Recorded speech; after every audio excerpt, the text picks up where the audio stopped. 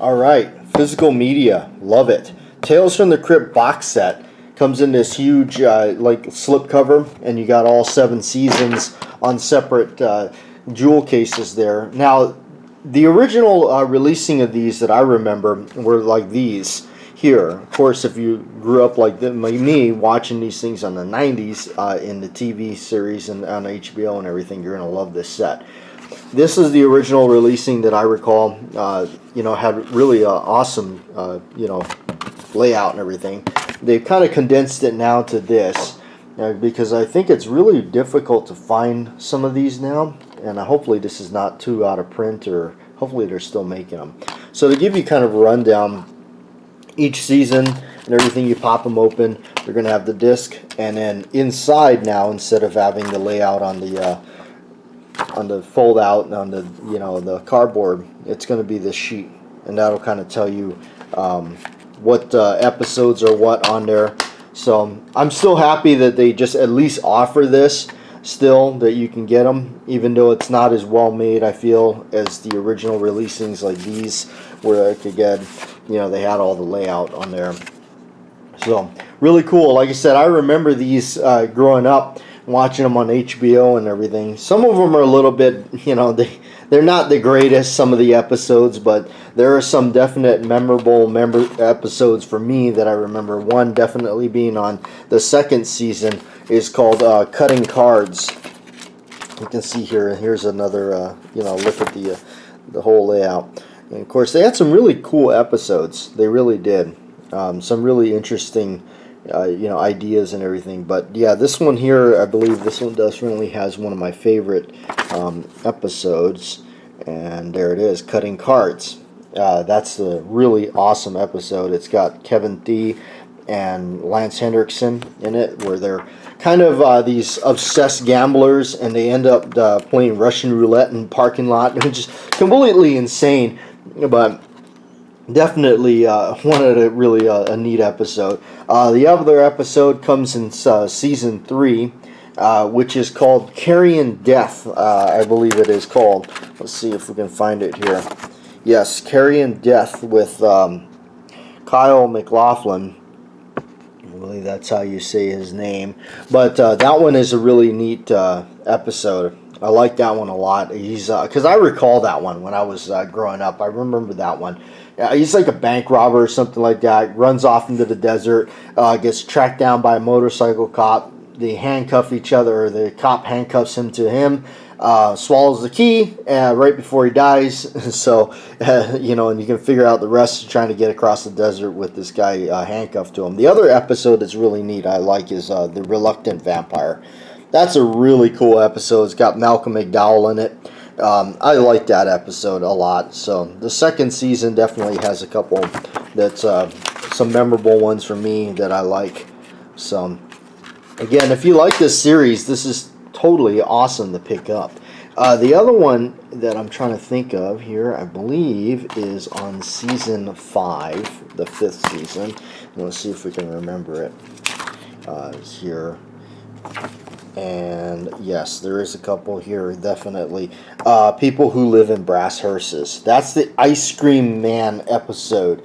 That's really awesome. It's got Bill Paxton, the late Bill Paxton in it. Brad Dourif is in it. Michael Lerner. This is a really cool one. I like that one a lot. And this, again, this got some other episodes to definitely, mention the death of some salesmen. That's a really cool one, Tim Curry. That's a really bizarre one. And let's see, Tam's Food for Thought. I thought that it was on this season, but maybe it's not here. I'm trying to think of the one that is got. I want to say, what's his name? Christopher Reeve. And I thought it was on the 5th season. It's the one where he's got the diner and they're cooking people up, or cooking somebody up and serving people, because there was a diner that was only serving squid or something like that. But anyway, the set is just awesome. You got a lot of cool ones. Now, an honorable mention here as well that's part of a lot of these is actually predates all this. And it's an awesome set since we're talking about this. This is the original movie from what I understand. The Tales from the Crypt and Vault of Horror, as they were both comic books. These were done in, I believe, like I want to say like the 70s. What an amazing set. Again, Scream Factory hitting it out of the park again with a releasing of this. These are great. I never get tired of watching these. I've always had a kick out of them. It's kind of odd because when they got released on DVD, it was censored. There, if you can believe that, it was censored. But Scream Factory releasing when I heard they were doing this, and it was uncensored. Which I'm telling you right now, the censorship that they did on it's just absolutely, it's corny. But yeah, I guess for the times it was. Definitely, we can't show the gore or the blood or whatnot, which just looks like tomato juice. But it's a fun series of collection here. I love them, and it's got one of my favorite all-time episodes of all, and that is the episode where it's the blind school.